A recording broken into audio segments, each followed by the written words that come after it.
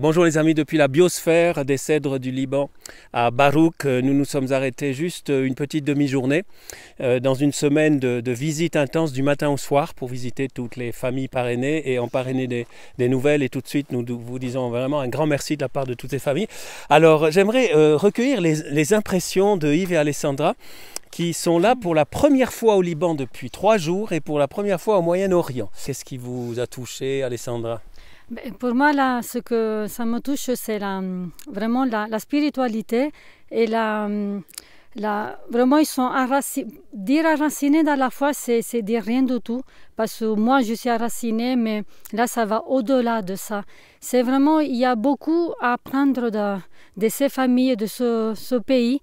Parce que à chaque fois qu'on sort de chaque famille, on dit vraiment de prier pour les Français parce que la France a besoin des prières des Libanais, des Libanaises de ce pays parce qu'il faut vraiment venir ici, toucher, parler avec les gens pour vraiment voir qu'est-ce que c'est une famille, une véritable famille qui croit en Dieu. Et c'est là que c'est vraiment touchant. En fait, je sors toujours avec des larmes aux yeux parce que ça me rentre...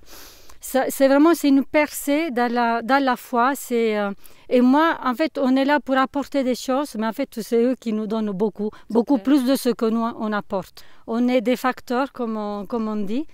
Et on a vraiment, ce que vraiment je voudrais vous dire, que si vous avez la possibilité de venir, c'est vraiment, il faut le faire. Ça vaut vraiment la peine de venir, de toucher cette foi, que ça va au-delà de la foi qu'on puisse exprimer, on puisse dire.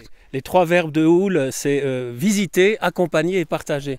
Et en fait, partager, c'est ce que tu as dit, on reçoit beaucoup plus que ce qu'on donne. Ah oui, Yves, tu as un mot à dire à nos amis ? Oui, moi, ce qui m'a aussi donc beaucoup touché, c'est quand nous sommes rentrés chaque fois dans les appartements donc, de ces personnes que nous avons visitées, on voit effectivement la pauvreté et le manque qu'ils ont. Et chaque fois que nous apportons, enfin que le Père Pierre et l'équipe apportent dans cette famille, ils nous reçoivent bras ouverts et ça leur fait donc une bouffée d'oxygène pour leurs besoins, leurs premiers besoins.